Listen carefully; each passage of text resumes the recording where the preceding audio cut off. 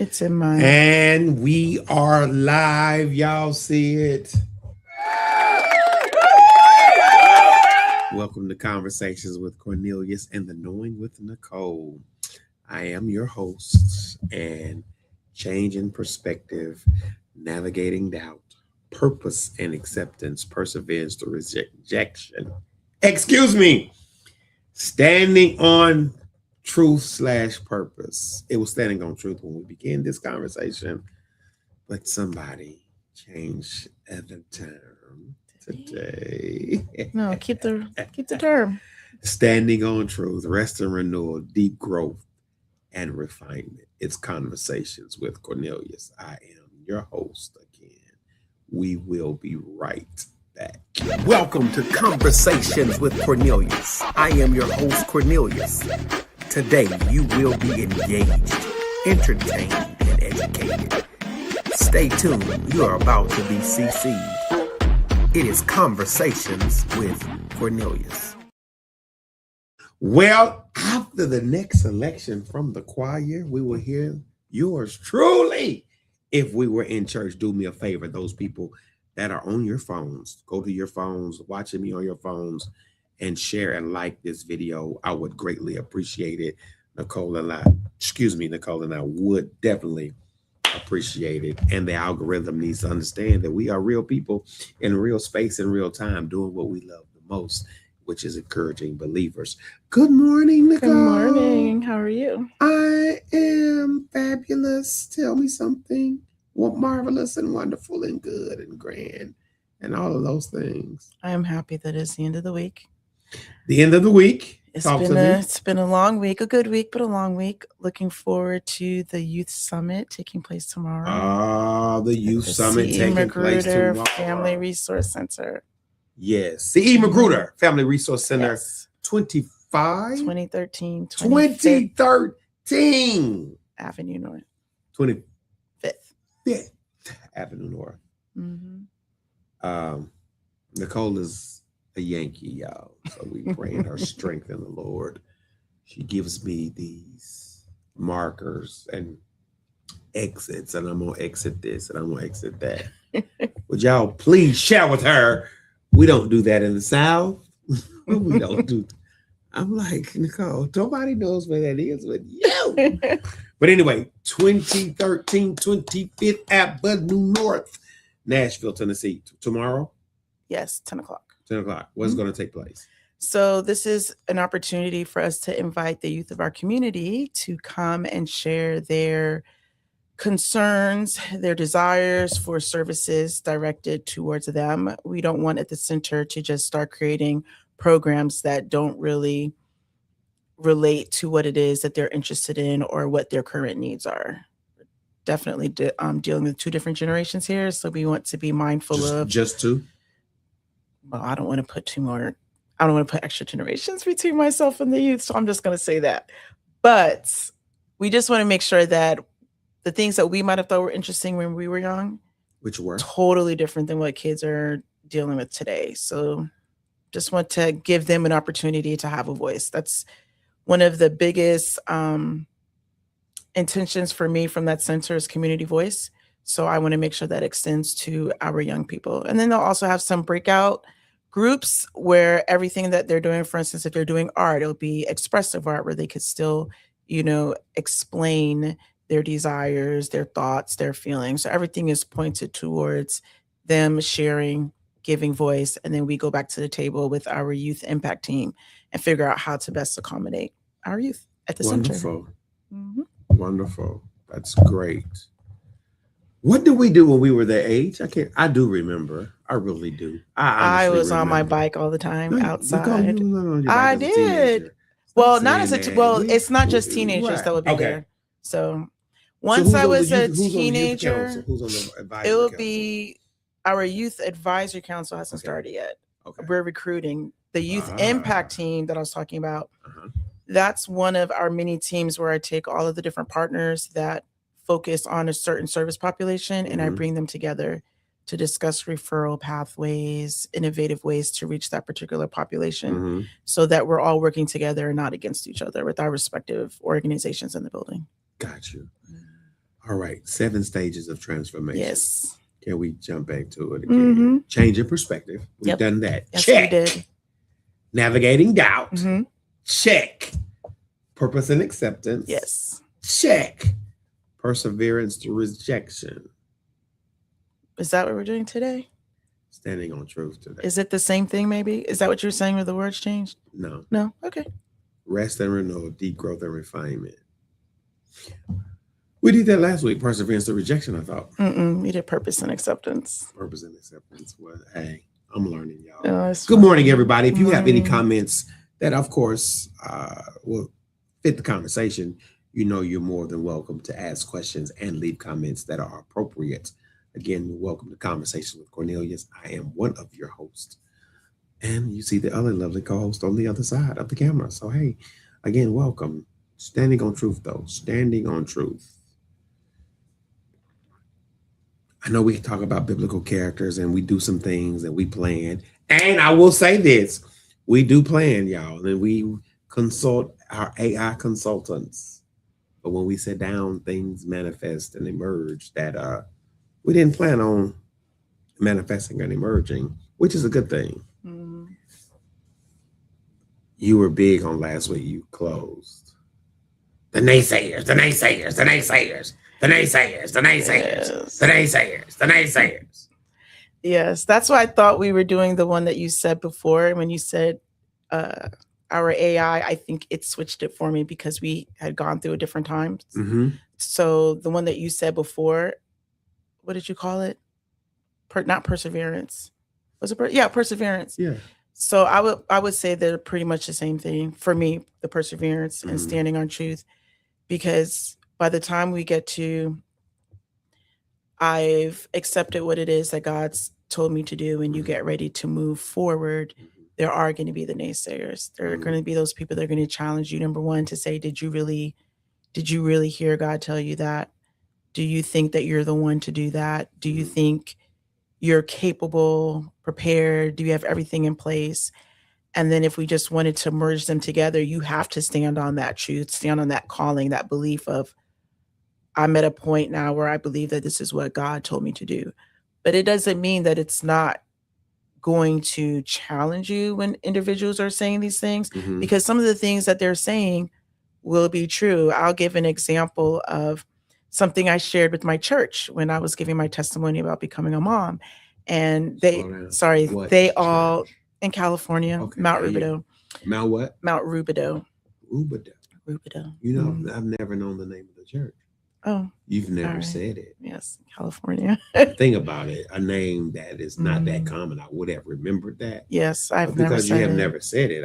I don't even know the name until now, the name of the church. Yes. So shout out to Mount Rubidoux. Yes. I love that. So I got on this stage and was sharing my personal testimony. And one of the things that I stated that had everyone, kind of giggling was, when I shared with a coworker that I was going to begin this adoption journey, I was really at the point where I was, saying yes. And this coworker that was really a mentor to me said, "Are you sure that this is something that you want to do?" And it's really difficult for Black women to get married. So now you're really going to make it difficult for you to get married because now you're a single mom. And that's something that was true. I couldn't deny that. But at that time, I had to ask myself, am I going to be concerned about the negative impact or probability of me making this decision, or I'm going to deal with what it is that God told me to do in this moment in time and let him figure out the rest? And so I think when whatever call God puts before your life, there are people that are going to bring up observations and quote unquote facts that are true. Okay. But you have to be willing to stand on, this is what God told me to do. It's like when you decided to become a minister, I feel like we kind of touched on it a little bit, but were there people that kind of questioned, why would you do this? And if you, go down this route, you'll no longer be able to do X, Y, and Z, or this is going to change, or you're going to have to now do, et cetera, et cetera. Right. And so I think even when you just said what you said, it's like now when the call of God on your life, whatever that may be, Mm-hmm. trash man, garbage man, millionaire man, dentist man, your X, Y, and Z changes. Mm-hmm. There's always people, you can't do these things. Okay. But now that you have been that assignment on your life, now your X, Y, and Z is this. No, it's this. Like you have to develop spiritual disciplines. Yes. You have to develop emotional wherewithal. You have to develop your cognitive capacity. Like these are the things that you have to do now, as opposed to getting up in the morning, listening to, back in our day, 106 in Park and all the extras and all the music. That's cool too. But now that you have an assignment on your life, this is your X, Y, and Z.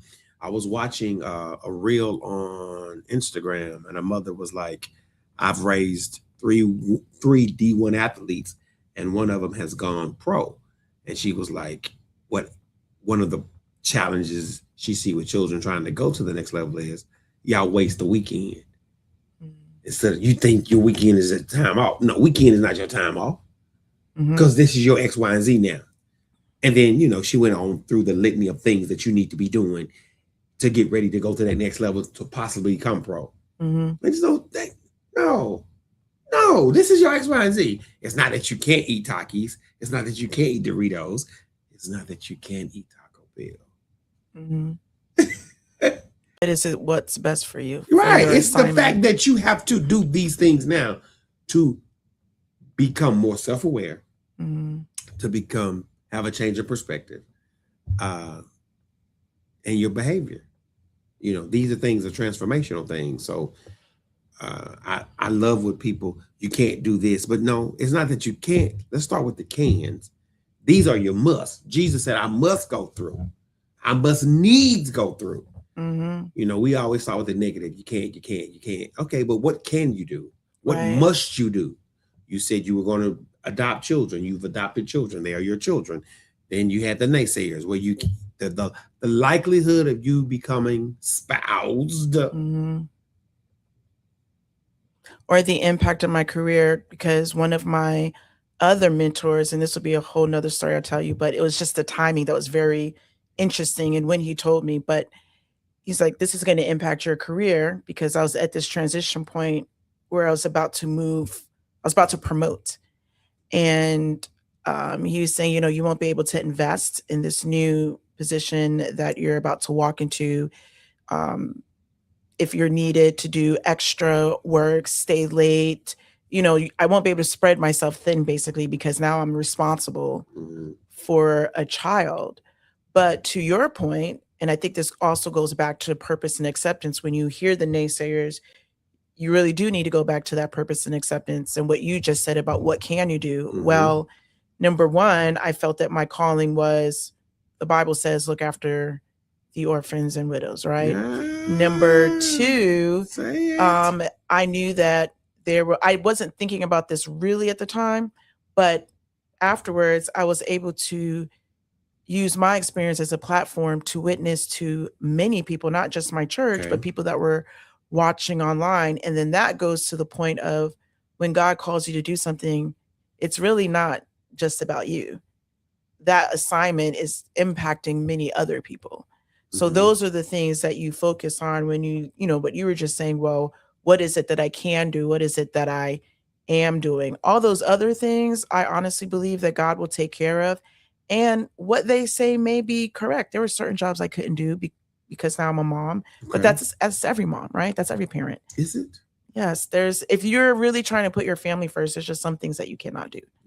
You know what I mean? What do you mothers say about that?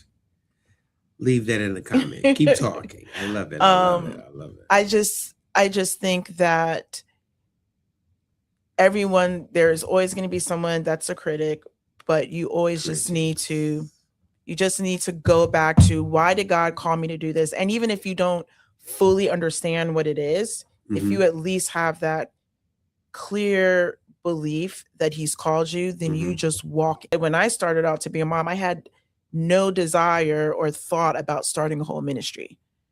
All I did was do this quietly Then someone said, can you share your testimony? And then the next thing I know, it was just like a whole movement in the church. That was not my intention at all. It was just a private decision between me and God. Which has become ministry. Became a ministry. It's still going now. Okay.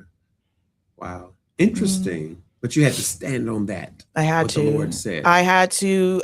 I knew that some of the things that individuals said were true. And I really did sit down and contemplate, because like, why wouldn't you? Like, we're human. I don't think anybody's that holy that you're not going to sit and say, okay, like you're not going to weigh the decision. It's a huge decision when God gives you an assignment, whatever that assignment may be. It's different for everybody. What are you thinking? I can't. You could get multiple things going through your head. Can't. You didn't weigh the decision of becoming a pastor. Okay, let's put some context. In the culture in which I was raised, it's not so much a decision we get to make to become this. You're called and you run. Interesting. Hard. Right. And fast. And then you get caught again. You get called, then caught. So you always knew you were going to be a pastor? No, not so much pastoral.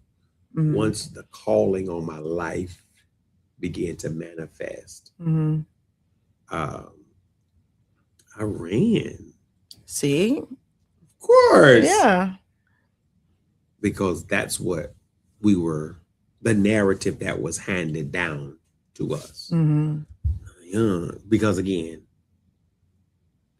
the can't. But what are the cans? Right. Like, where is the fun in it? Where is practicing his presence? Where are the things that are joyful and joyous? Other than the can'ts. So for me, accepting the assignment came with resistance. I mean, that's just what we do. Like you said, navigating that doubt, wavering those decisions. But now you stand on business. It's like, okay, there are some things nobody does everything right. Absolutely. Period. Right. Now, there's some things that you have to do right and stand on right, but you're not going to do everything right, especially when you're dealing with multitudes of emotions and people. So you just got to go with the flow. Yeah, I mean, we've done some things that were egregious and distasteful, and that's everybody, but you still have to carry out the assignment. Right. When we look at the Old Testament and we see all of the repugnant things that we champion now, that never would have, I think our morality has slipped or shifted greatly in this new millennia. But that wasn't that long when we were, kids and today. That was no. Off with your head, take him to the guillotine, period type stuff. But no, I mean, I'm grateful that the assignment has been accepted, and with the acceptance of the assignment, I focus on more of what I can, and I stand on the truth of his word, the truth of what this entails. That does it entail a whole lot of growth and development, what I talked about earlier, emotional resilience and wherewithal, cognitive capacity, spiritual disciplines. Yes. And if I keep working on those things, those other things that I can't do begin to fade or wane, or that my desires change. Literally. Oh, a wise preacher sage said this: you're going to make mistakes. He said one of the worst mistakes is trying to get the mud off of you when it's wet. Wait till it cake up, then it becomes dirt and clay. Then you can kind of thump it off.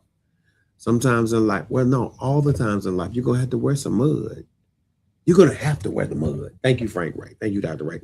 You're going to have to wear some mud in life. Now, you're not trying to create mud, but you're going to wear some mud. Just wait till it cake up. and it comes off much more easy than it did as opposed to just mud. So I'm standing on the truth that he called. I'm standing on the truth that whom God calls, he justifies. Whom he justifies, he's going to one day glorify. That's the book. But if you don't know that truth, it's hard to stand on that truth. And you'll be operating in the can't all your life. And then to me, you become a very judgmental person. Very, very judgmental. Can't do this. Can't do this. Can't do this. And then when you get to our wonderful age, all we heard all our life is what you can't do. And I can't turn that off. But now it's time to turn some other things on. Well, what can I do to enjoy this life? What can I do? What can I do? Because my disciplines has been can't. So now I'm looking for 7 stages or 12 stages or 10 stages. I'm looking for a transformational moment with God. And oftentimes that transformational moment with God happens in resisting or acknowledging what he's called us to do, like Paul, but doing it incorrectly or inappropriately. But we have a zeal. It's like, oh man, I've been doing this wrong for 20 years, 30 years. For you and I, we've been possibly getting it wrong for 40, you know. Not doing it wrong, but there were some detours we decided to take because of teaching and culture that we're not on that same path anymore. Having to relearn some things. And even in that, there will be critics, right? When you sit down and, because we've been talking about transformation, thinking along the lines of your assignment from God that's impacting others. But there can be that just internal transformation on ourselves. And you can navigate doubt when you've been taught certain things. Like you said, you've just been hearing, I can't. And then when you're in that place where you say, okay, I think this is the direction that, God's leading me. You're going to have the critics that are going to say, no, that's not right. You need to stay on, this particular path. And then again, you're going to have to, as you said, stand on truth. And that's not always the easy thing to do. I think even when we get to the end of these 7 stages, any person that's, where they need to be, I think throughout this process, there's going to be a point in time where you're going to find yourself having to come back to stand on truth. Because throughout any assignment, you're going to find that there are going to be there are going to be individuals, whether it's yourself or others, that are going to come and tell you that what you're doing is not correct. And then I think the other thing that you need to also understand is the way that God calls you to do something is not always going to be the way that other people are going to find acceptable. Say that one more time if you can. The way that God calls you to do something is not always going to be the way in which other people find it to be acceptable. Say it one more time.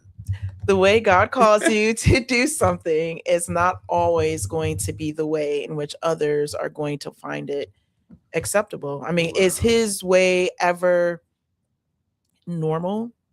His I don't think it is. Not our ways. Exactly. His thoughts are what? Not our thoughts as far as the East is from the West. We know that. So I'm more, I gravitate now more to his way. Right. Not so much the norm. I have to still be normal. But I gravitate towards his way. And it's like, you know what? If you're growing, you get it. Right. If you're stuck, you're stuck. You do not get it. I do not get why an attractive young lady would go out and adopt when she could be married and have a family. I don't get it. But that's not your assignment.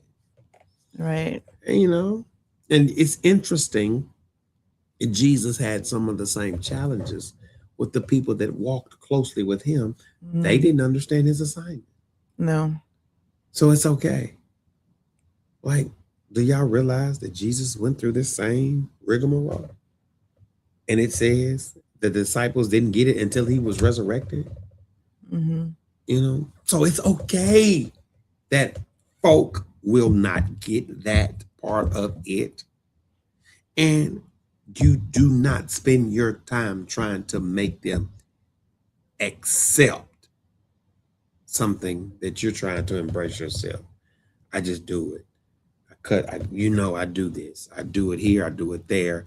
As a matter of fact, coming in today, was on a prayer call, and I was like, "Here, you've been anointed to do this, possibly, but doing this comes with some discipline, lots and lots of it, lots and lots of it." So, the person you need to hear the most is God. And you're not trying to make it seem like, even for myself, I'll say, I'm not trying to make it seem like any decision that I've made that everything was just so perfect. Like when you said you ran at first, I was terrified, when I got the call to be a mom. I mean, I literally sat there very quiet. The person on the other end, it was, "Are you there?" And I'm like, "Yeah, I'm here." And then I called like 2 or 3 pastors. And then I remember the day that I went to, learn more about my daughter. And then I went to meet up with some friends, and they're like, "Your pulse is racing." I feel like God always calls us to do something that's bigger than ourselves. So you have on one side, you're dealing with the weight of what he called you to do. And then you're dealing with the other individuals that are saying, "Why would you do this?" But I think once you've gone through navigating the doubt yourself, and then just resting on, this is what God has called me to do, it doesn't make it perfectly easy, but it makes it easier for you. I know it's not correct grammar, but it makes it easier for you to ignore to a point, because you've already rested in the fact that this is what God has called you to do. Yeah, and he called you to do it. And he has begun a good work. Will perform it until the day of, so that's where I am now. Like, I'm resting more on the word of God, on the will of God, and I'm gonna keep doing the work. Of course, maybe I shouldn't have made that decision, but I'm not gonna let that. I'm not gonna let what you think deter me from still doing the work. If I win you over, fine. If I don't win you over, fine. But I still have to do the work. He said, "Faithful over what few things." Let me take it even a step further. We'll take it a step further. When I graduated college and I decided I was going to move to California, and everyone asked, "Why would you, move out there?" For various reasons. Mostly you're away from your family. Things didn't work out that first few months. I came back to New York, then moved back out again. And I often say, if I did not follow through on what it is that I believe God wanted me to do, I would have missed an assignment that was years in the making. So sometimes I would have missed an assignment that was years in the making. Like this one. Like actually being on this couch right now. Yes, that too. Yeah. But that was me coming back to Nashville. But yes, you are correct. So I say that to say sometimes the things that he asks you to do, even if it's moving to another state, you never know what that purpose is. And it may not be something that you see right away. And you may make that move, whatever that move is. It doesn't have to be to another location. It could just be a transition in something in your life. And then you're sitting there wondering, okay, I've taken this next step. Why? He may not tell you right away. You may not see it right away. If I had not gone back, and it took years, or many things I did prior to becoming a mom, I would have missed out on this opportunity. It might have been that this is the purpose of why I want you there. And then shortly after becoming a mom, I moved back to the East Coast. I have down the road, I have children for you that I want you to mother. And then you can come back home. You see what I'm saying? Mm-hmm. And then, like you said, coming back home, I thought I was coming home to be near family in Huntsville. Come to Nashville, I was like, okay, I'll just do this for like a year. 7 years later, sitting on this couch. You just never know. So you have to trust him through the process, because it might be that he needs you to have faith step by step by step. He's not going to show you the whole roadmap. You just keep walking. Mm-hmm. And is it Red Sea rules or Jordan River Rose. I can't remember one of the books. They said the Red Sea didn't part all at once. The more they walked, the more it parted. So it was like, if you just keep stepping. So I get it. I mean, and that's the truth you stand on. And then you have the testimony. Like I know, like you know, like you said, we're wrapping up, people. We're at our 30-minute mark because Nicole can be long-winded. I love it. And we have to do this in 2 parts.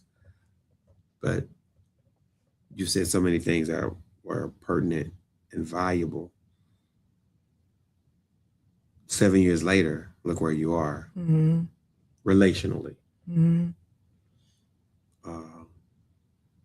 Not to be too autobiographical, but for your daughter to kind of begin employment,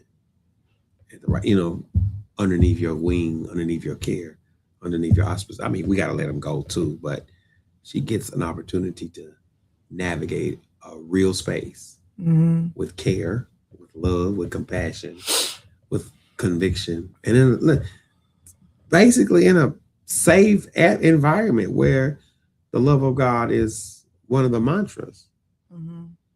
She gets to work with or through Catholic Charities. Come on now. At the CE Magruder Center. 2315, 2313? 2013. 2013. I don't know how. 20. Like she gets, so then, well, I mean, she's going to move on, but had you not been here, I'm not saying that would not have happened. It would not have happened that way. So, like 7 years later, son, 2 summers of camp, that wouldn't have happened if you would have been in Huntsville or College. I'm not saying a greater thing would not have happened, but this wouldn't be happening. And this is happening because you're in this place. You're in this place. You're doing the things needed and necessary to invest in legacy for yourself, for your children, and for the world. I can't call out names because we keep people's names. We'll be discreet, but like the food box, like stuff that the food truck, which I can't go unload it, like stuff that I've done because of this relationship. I've helped reach the masses, and not so much behind the pulpit or the microphone. I've literally had my hands on the pulse of the people because of us, because of what you do. I partner with you, and it all started with take some cupcakes. No, that's not deep enough. That's what where's the revelatory experience in that, God? Like, where's the theological underpinning in taking some cupcakes to the center? When it has made all the difference, because every day I can get up and actually go do work. Not saying this is not work, because it is, but I'm actually touching people's lives. And then when things happen, I can get on and be like, come to the center. Things are available for you. As a matter of fact, the big food giveaway, I have forgotten all about, because of the count, but I go up there, I go live, and now that live sitting at like 6,000 views. And people were coming by and seeing it. So things happen when you're walking in that truth or standing on that truth. It's happened for me. It's happened for you. Now, the next chapter, the next phase, God, only you know. Am I navigating it properly? I always know. But it is what it is, So somebody has left a comment. Let's see. All right. Thank you for being with us, ma'am or sir. Thank you for being with us. This is our Twitch audience, Nicole. So now you're on Twitch. Okay. Like, Nicole's like, what is Twitch? Once again, you don't never, and again, and I'm landing, I'm hushing. You said the other week, somebody had watched a previous podcast and was motivated. Again, there it goes. Had you been in Huntsville? Had you been in Southern California? The likelihood of that happening for that individual is slim to none. So you're walking in purpose. You're walking on purpose. And I'm grateful. I'm Baptist. That's my third close. So what do you have to say? Stay faithful. Stay faithful. It's not always going to be easy. You you see how Satan tried to tempt Jesus, and he had to stand. Yeah. He had to stand on promises, stand on truth. We have to do the same. Yeah. And just when the naysayers come out, go back to the prior stage. Remember your purpose, accept it, walk in it. And you may have to remind yourself every day, because it's just like that sometimes. Why am I doing what it is I'm doing? Jesus said, I am the way. I am. He was always constantly affirming who he was. Right. And I tell people every day, 18 times a day, no, until your pituitary gland, your electric vibrations in your body respond to that positive thing. Like, it's easy to respond to the negative. So it responds to the positive 18 times a day. Yeah, I get up 18 times. I have a statement, 18. I'm going to say this 18 times a day. 18 times. I'm more than a conqueror. It's just, and to me, that's meditating day and night. So things have to line up. The universe has, you find yourself aligning with principles that are successful, because you are doing those. You're not only confessing them, but you're professing them, because you're walking them out. So I'm standing on truth today. You're standing on truth today. I am. Are y'all standing on truth today? All right, last say before we get out of here, because you have to go do something, and like right now, I forgot what you said when you walked in. Art installation. Yeah, art installation. Tomorrow at the CE Magruder Center, what's happening? The Youth Summit. Okay. We're opening it to all youth in North Nashville. Okay, cool. How many are you expecting? Do you know? Don't know. We're hoping for at least 50 to 100. That's a lot of people. It is, but we really want to hear their voice. So, and we're grateful and thankful for all the people. I was on the summit, y'all, but duty calls, and I have to be in a certain other place, and then actually I'm supposed to be in another place, but duty. Let's give a shout out to Benias and Black Mental Health Village, because they actually took the lead on putting this together. He's working really hard, so I want to give him a shout out. All right, Benias, Black Mental Health Vision. As a matter of fact, once you send them the link to this video, do me a favor, folks. Send this out to 10 people. Share it in a text message. I would greatly appreciate it. We're just trying to spread the word that there are not only 7 stages, 7 that Nicole and I have. Can I add one last thing? I told y'all she was long, y'all. You're talking about comments. I would love to hear testimonials from others. Like, what is your experience? I'll actually read it. Okay. I would love to hear that. Okay. Read that. Testimonials from others. So leave some testimonials. Y'all know where to find us or reach us. You can leave them here actually on the YouTube pages. YouTube pages are up right now. The Facebook pages, I don't know how many are up. Then Nicole, I need you to share this. No, what's your friend name in Georgia? Brene. Hey, Brene. I don't know if you're watching, but shout out to Brene. Thank you, Brene. Hey, until next week, it's Conversations with Cornelius. I am your host, Cornelius. Peace and blessings. See you tomorrow. Tomorrow at 25th Avenue North. Nashville, Tennessee, 37208. 10 o'clock? Yes. The CE Magruder Center. Y'all know what I got to do tomorrow. So be lifting us as we navigate that space of bereavement and grief. Well, Nicole, until next time, it's been fun. It's been real. We are getting off of here. Thank you for tuning in to Conversations with Cornelius. Please follow me on my social media platforms. Facebook, Cornelius A. Hill. Instagram, Arne Hill. Twitter, Hill Cornelius. And YouTube, Cornelius Hill. Now do me a favor. Like, share, and subscribe. It's Conversations with Cornelius. You've just been CC'd.